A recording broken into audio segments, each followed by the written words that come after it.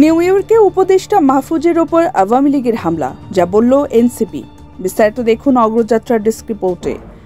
যুক্তরাষ্ট্রের নিউ ইয়র্কে বাংলাদেশ কনসুলেট অফিসে তথ্য ও সম্প্রচার উপদেষ্টা মাহফুজ আলমের ওপর আওয়ামী লীগের হামলার প্রতিবাদ ও নিন্দা জানিয়েছে জাতীয় নাগরিক পার্টি। এ বিষয়ে অন্তর্বর্তী সরকারের সুস্পষ্ট অবস্থান ও পদক্ষেপ দেখতে চেয়েছে দলটি।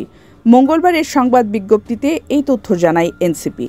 বিজ্ঞপ্তিতে বলা হয়, জাতীয় নাগরিক পার্টি এনসিপি গভীর উদ্বেগ ও ক্ষোভের সঙ্গে লক্ষ্য করছে যুক্তরাষ্ট্রের নিউ ইয়র্কে বাংলাদেশ কনসুলেট অফিসে জুলাই অভ্যুত্থানের নেতা এবং অন্তর্বর্তীকালীন সরকারের তথ্য ও সম্প্রচার উপদেষ্টা মাহফুজ আলমের ওপর হামলার চেষ্টা করেছে গণহত্যাকারী ও ফ্যাসিবাদী সংগঠন আওয়ামী লীগের পলাতক নেতাকর্মীরা।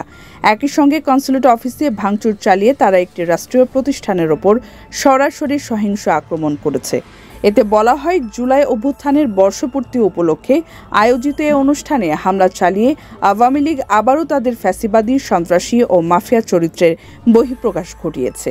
তারা শুধু জুলাই গণহত্যাকে অস্বীকার করেই ক্ষান্ত হয়নি, বরং তাদের সন্ত্রাসী কার্যক্রমকে আন্তর্জাতিক পরিসরেও জারি রেখেছে।